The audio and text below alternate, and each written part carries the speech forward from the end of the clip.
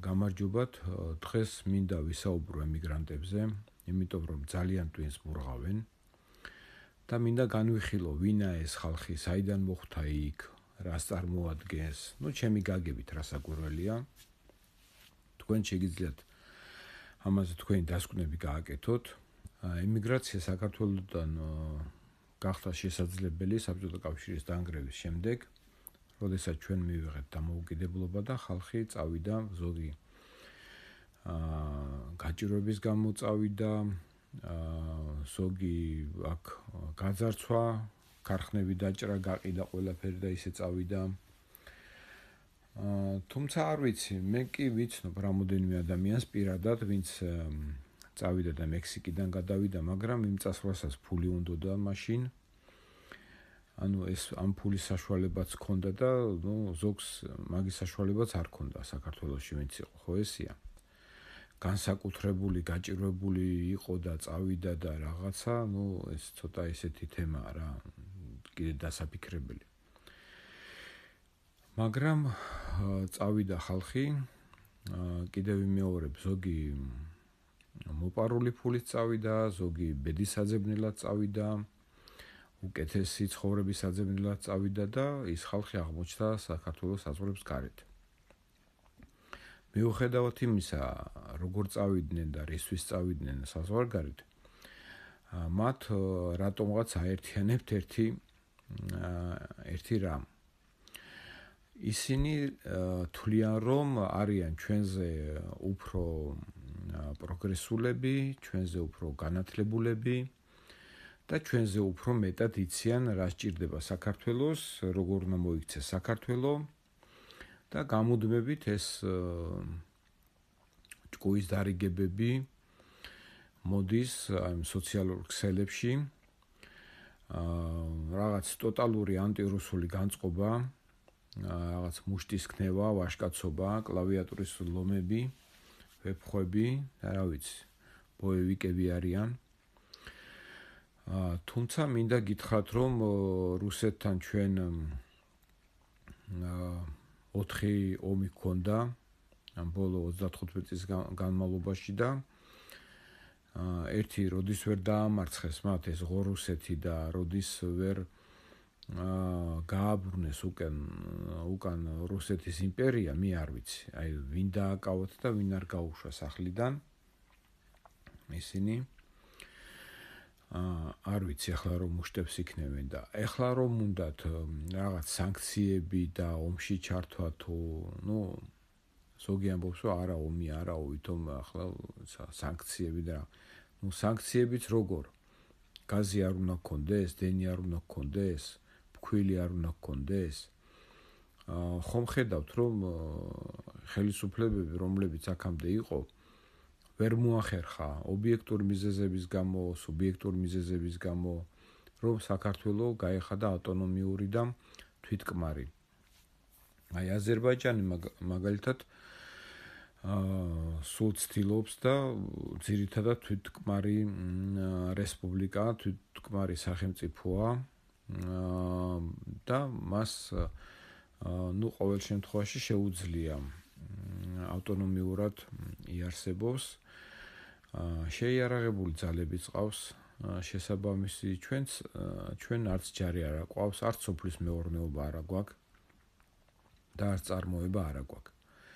ეხლა რატომ მოხდა ესე, რატომ არ მოხდა ესე, ეს სხვა თემა არის, მაგრამ ერთ რამეს ამას მივაბავ რა ამ საკითხს, რომ თუ ესე წახვედით ყველა ვისაც შეუძლია მუშაობა წავიდა და იმუშავა ევროპის საკეთილდღეოდ და ამერიკის საკეთილდღეოდ და საქართველოში არ დარჩა მომუშავე ადამიანი, მაშინ ეს ქვეყანა სულ ესეთი იქნება. იგივე სოფლის მეურნეობა. ვინმე ხომ უნდა იმუშაოს, ვინმე ხომ უნდა აწარმოოს პროდუქცია. მით უმეტეს საქართველოში სოფლის მეურნეობის პროდუქცია ძალიან კარგი ფასი აქვს და სოფლის მეურნეობაში თუ ვინმე დასაქმდება და მოიყვანს პროდუქტებს ძალიან კარგად გაყიდის და შრომაც დაუფასდება, მაგრამ რატომღაც ვერ ხედავ ადამიანებს, რომლებიც იმის მაგივრად წავიდნენ სოფელში და მიწა დაამუშავენ გარბიან საზღვარგარეთ. და მე დებენ რაღაც ინტერნეტში ვიდეოებს, რომ აი თურმე წავი იძულებული გახდა, ეს ასეთი ფასია, მოკიდე თოხს ხელი, წადი იმუშავე და ამუშავე მიწა მოიყვანე, შენ კარგი მიირთვი, ჯანსაღი საკვები მიირთვი, შენ შვილებსაც ჯანსაღი საკვები აჭამე და გაყიდე კიდევაც და შემოგივა თანხა. მაგრამ მუშაობა არავის არ უნდა, ყველას უნდა ლაქ-ლაქი და ესე რა, ვითომ იქედან შორიდან ჭკუის სწავლება. სხვისი ხელით სოფლის მეურნეობაში მუშაობა, სხვისი ხელით მიწაზე მუშაობა, სხვისი ხელით კიტრი პომიდორის მოყვანა, კარტოფილის მოყვანა, სხვისი ხელით ომში წასვლა, სხვისი ხელით იარაღის სროლა, სხვისი სისხლის ხარჯზე ქართული მიწის დაცვა და თვითონ მე იქ რაღაც ერთ-ორ იმას აკრიბავს მესიჯს კლავიატურაზე, პატრიოტულ პოსტებს დადებს და მე წავა გემრიელად თავის საძინებელში დაიძინებს თბილად, კარგად ნავახშმი დანაყრებული და აქ ჩვენ ქართველებმა ჯერ ვინც თუ გადავრჩით ხო კარგია და ვინც გადარჩება ლუკმაკური უნდა ეძებოს და კილომეტრიან იმაში რიგებში უნდა ჩადგეს პურ კომბინატებთან და პურ საცხობებთან. როდესაც ერთს უთხარი ესეთი რაღაც, Facebook-ი ადრე რომ მქონდა ძველი Facebook-ი, მეთქი ჩამოდი რომ ჭკუას გვარიგებ აქ და რაღაც. მეო ჩამოსვლას არ ვაპირებ, აქ იტალიაში სახლი ვიყიდეო, ბინა ვიყიდეო. თუ არ აპირებ ჩამოსვლას ჩვენ რა გინდა და წადი რა, შენ არა ხარ უკვე ქართველი მორჩა, შენ იტალიელი ხარ, ხო? იტალიაში ბინა იყიდე, იტალიაში ცხოვრობ. ამერიკაში ბინა იყიდე, ამერიკაში ცხოვრობ, ხო? მაგბინის ფასად აქ ჩამოსულიყავი, აქ გეყიდა მიწა, გეყიდა ტრაქტორი და გემუშავა ქართულ მიწაზე, რომ გამოვლენ და ისა არაბიზაცია და ეს რატო ყიდიან. შეისყიდეთ ქართველებო მთლიანად ქართული მიწა და ვეღარ გაყიდის მერე.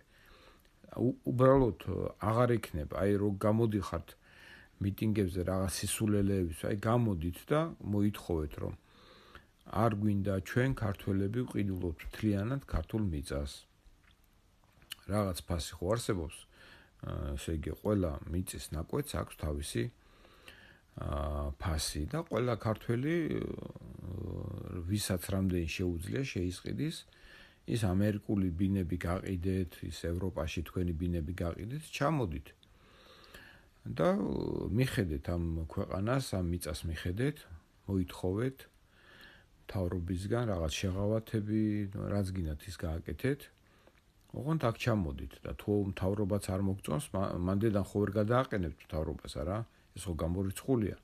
ჩამოდით აქ, წარადგინეთ თქვენი მოთხოვნები თუ იქნება ობიექტური, ჩვენს გვერდში დაგიდგებით. როდესაც თქვენ აქ იქნებით და უკვე თქვენი სხეული იგრძნობს, ასე ვთქვათ, იმ უგაზობას, სიცივეს, უპურობას, თქვენ რომ იგრძნობთ ამ ყველაფერს თქვენ ტყავზე, თქვენ რომ დადგებით სანგარში და მოკიდებთ იარაღს ხელს, აი მე ვნახავ როგორ მოითხოვთ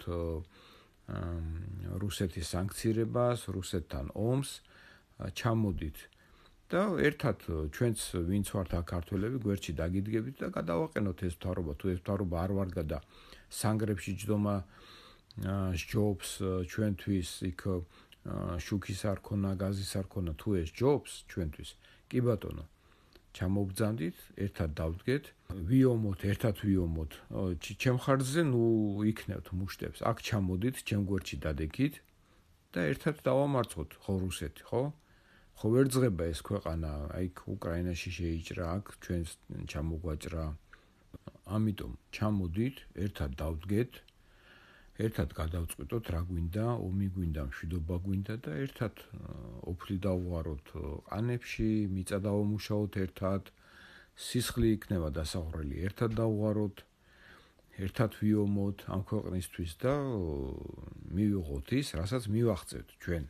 მოვიგებთ ომს, წავაგებთ, მაგრამ ისე რომ სადღაც ახლა ამერიკაში თუ ევროპაში იქიდან მუშტებს იქნებ და მე აქ წავიდე და ერთი ხელით იქ ოკუპანტი შევებრძოლო, ოკუპანტს ვესროლო, მეორე ხელით ისე იგი პურის რიგში დავდგე და ბავშვი შეშა მოუტანო და წყალი მოუტანო. ესე არ გამოვა. ესე ქვეყანა არ შენდება, ესე ომს ვერავინ ვერ მოიგებს. ესეთი რამე გამორიცხულია, მით უმეტეს ძალიან კარგად ვიცით ყველამ რა ძალასთან გვაქვს საქმე.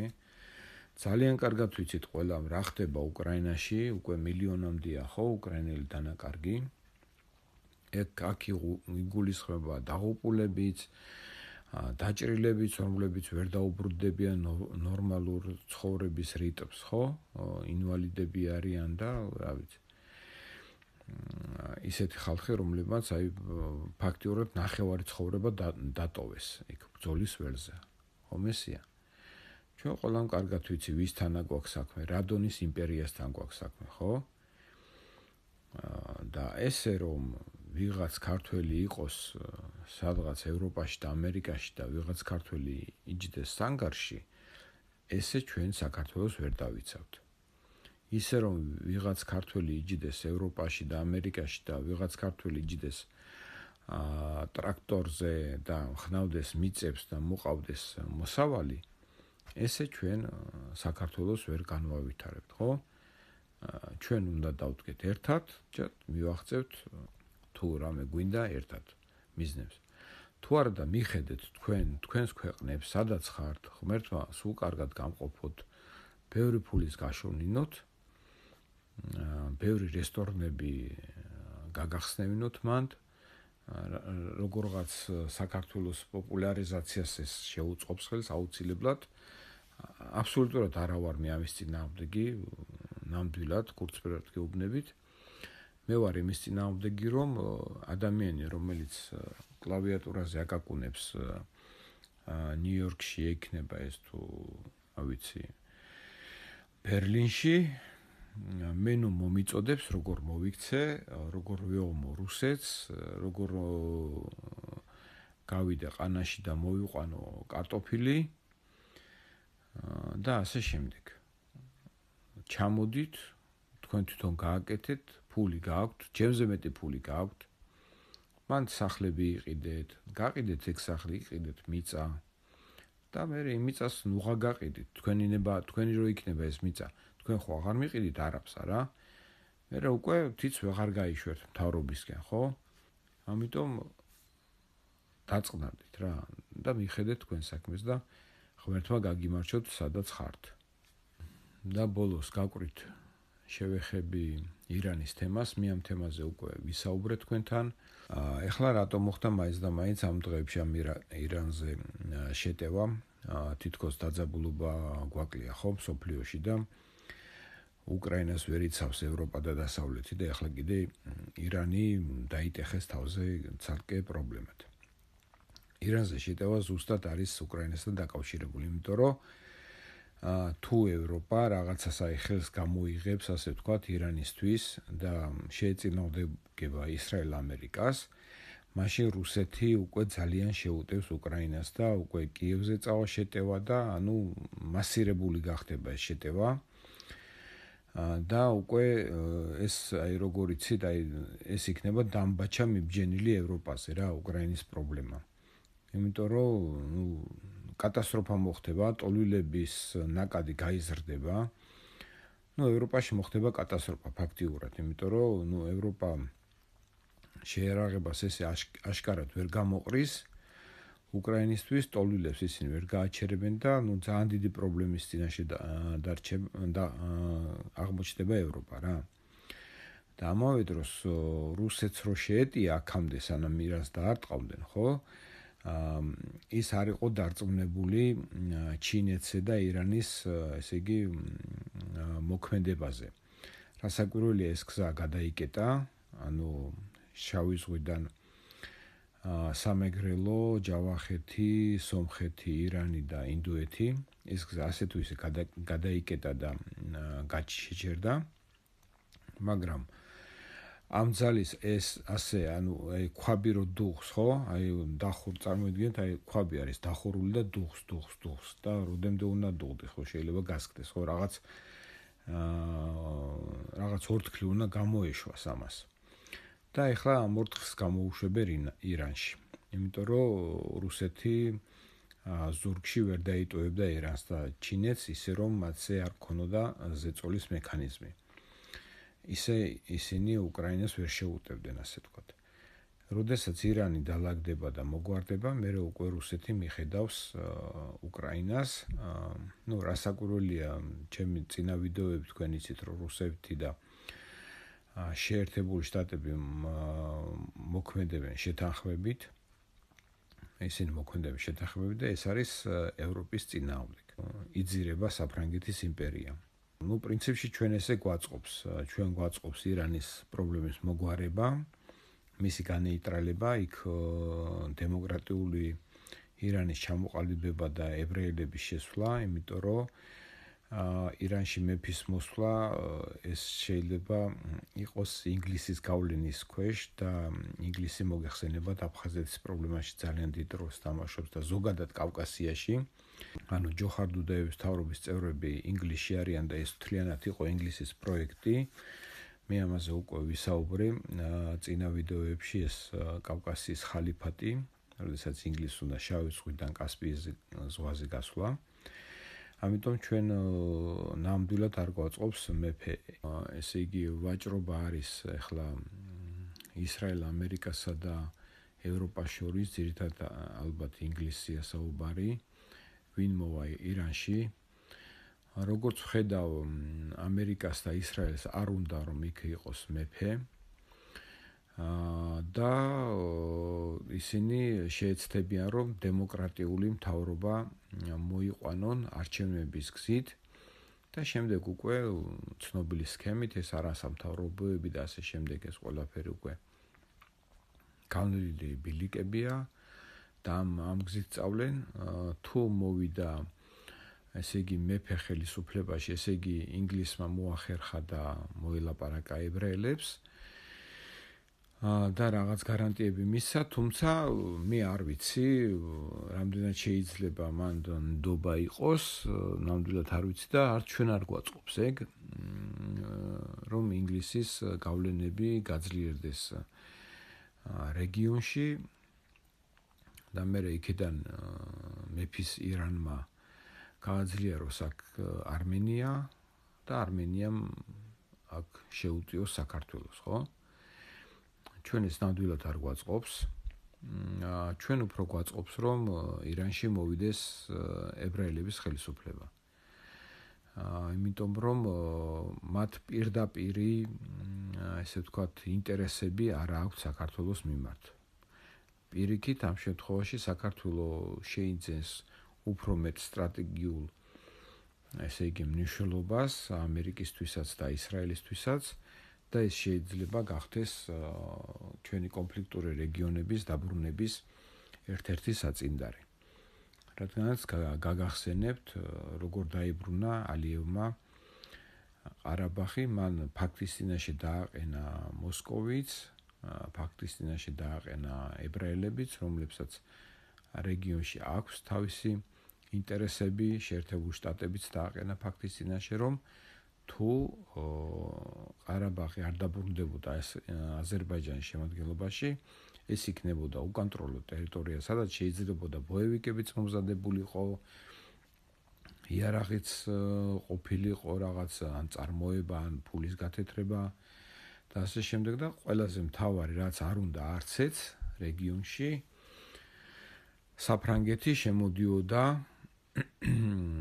სასომხეთში უფრო, ასე იგი, იმყარებდა თავის პოზიციებს, ამიტომ ძირითადად მოსკოვმა და ანკარამ, თურქეთმა, აზერბაიჯანმა, ასევე ეს შეთანხმდა, რასაკვირველია შეერთებულ შტატებთანაც, მოილაპარაკეს, რომ საფრანგეთი უნდა გავიდეს რეგიონიდან.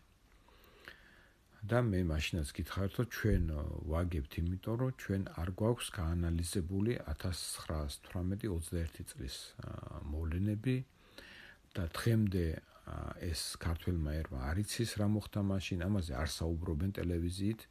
უცებ მოგაძახებენ, რომ აი რატო გაუქმა 1801 წელს სამეფო გეორგიევსკის ტრაქტატი, ხო იყო, ესე იგი გეორგიევსკის ტრაქტატი როგორ არ იყო, მაგრამ იქ არ იყო გათვალისწინებული, რომ ქართული ბატონიშვილები ერთმანეთს დახოცავდნენ ტახტის გულისთვის და აქედან დესპანზე და წერილზე მიდიოდა რუსეთში, რომ არა მე დამნიშნე, იქ ალექსანდრე ბატონიშვილმა ლეკები გადმოიყვანა საქართველოში, როგორც ცნობილია, რომ ტახტი დაებრუნებია თუ დაეკავებია თუ რა ვიცი მიეტაცებინა, როგორც გინდათ ისე ჩათვალეთ, ანუ ქართველების ჩასახოცად. გადმოიყვანა ლეკები და ესა მე რაღაც ფული რო არ გადაუხდია, ქართლი მეუცია საძარცვად. ხო, ეს ინფორმაცია დევს ინტერნეტში, ახლა მე არ ვიცი, მე არ ყოფილვარ იქ იმ დროს და ვერ ვიტყვი, მაგრამ ეს ინფორმაცია დევს ისტორიკოსებმა, ეს იციან. ამიტომ გინდა ის ლეკების გადმოსვლა, მათი ესე იგი ნადავლით აქედან წასვლა, გაძლიერება, ეს ხომ წვრთნა არის ასე თუ ისე, ეს რუსეთს არანაირად არ აწყობდა აქ. ჩრდილოეთ კავკასიას აქ რუსეთი იმიტომ შემოვიდა, რომ აქ უნდა ყოფილიყო ქრისტიანული ქვეყანა.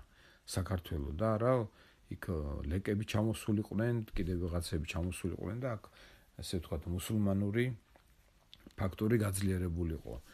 მოგეხსენებათ ალექსანდრე ირანში დარბოდა, იქ მართლმადიდებელი არ იყო მე მგონი, თუ ისა კათოლიკებმა აგზარდეს და თუ კათოლიკე ქრისტიანი არ იყო, ალბათ უფრო მუსლიმი იყო, იმიტომ რომ ის ფოტოები რომელიც ვრცელდება თუ ნახატია თუ ფოტოა, ხო? ეხლა ფოტოსად იყო იმ დროს, მაგრამ როგორც ვრცელდება მისი იერი, კიდაც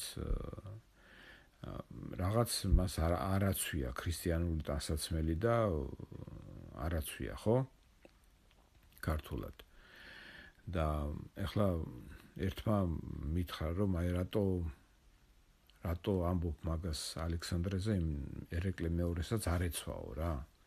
ქართულად კი არ ეცვა ქართულად, უფრო აი ეს სპარსულად ეცვა, მაგრამ ერეკლე მეორე ტანსაცმლისთვის არ გაუტანებია, ასე ვთქვათ, ქართველობა, ხო?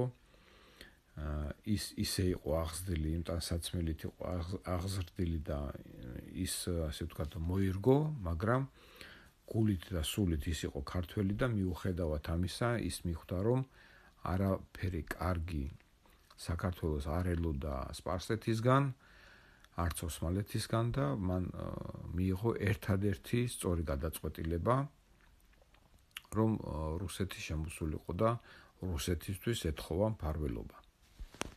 და აქვე მინდა გავიხსენო ერთი ძველი კამათი, როდესაც მოდაში იყო, ახლა ცოტა ჩაცხრა, ერეკლე მეორეს გინება. რასაკვირველია, ჩემთვის ეს აბსოლუტურად მიუღებელია. ადამიანს, რომელიც 80-ზე მეტი ჭრილობა ჰქონდა სხეულზე, უბრალოდ 80 წერტილი დაისვით თქვენ საწერკალამით სხეულზე და მე ჩაიხედეთ სარკეში. და როდესაც საუბარია დამოუკიდებლობის დაკარგვაზე და ყოფნაზე, ხო? მე მგონი ჯობია დამოუკიდებლობის დაკარგვა, იმიტომ რომ როდესაც შენ გემუქრება ეგზისტენციალური საფრთხე, საერთოდ გაქრე რუკიდან, საერთოდ რომ გაქრე რა, საქართველოს უბრალოდ არ იქნებოდა. შესაძლებელია რაღაც, ესე ვთქვათ, გურჯისტანის ვილაიეთი ყოფილიყო, მაგრამ ქრისტიანობა რასაკვირველი არ იქნებოდა, ქართველობა არ იქნებოდა. და მე ესე ვფიქრობ, რომ ქართული ენაც სამომავლოდ ესე წაიშლებოდა და აღარ იქნებოდა რა. დარწმუნებული ვარ, იმიტომ რომ კიდევ ერთხელ ვიმეორებ, ირანშიდაც ცხოვრობენ ქართველები და თურქეთშიდაც ცხოვრობენ ქართველები და მათ ქართველობა ვერ შეინარჩუნეს, იმიტომ რომ მათ არ მისცეს ამის საშუალება და არც ჩვენ წინაპრებს მიეცემოდათ ქართველობის შენარჩუნების საშუალება. კი ბატონო, ყოფილიყვნენ ისინი მუსლიმები, როგორი ღვთისმეტყველებაც ექნებოდა იმ ადამიანს და გაგება, ისე ყოფილიყო, მაგრამ რატომღაც ქართველობა მათ არ შეუნარჩუნდათ და ანალოგიურად იქნებოდა ჩვენი წინაპრის ბედი. საქართველოს საერთოდ არ იქნებოდა. გამოიწერეთ არხი, გააზიარეთ არხი, დააფინანსეთ, გააკეთეთ დონაცია და გვპირდებით, რომ თქვენი აზროვნება უფრო საინტერესო გახდება. დიდი მადლობა.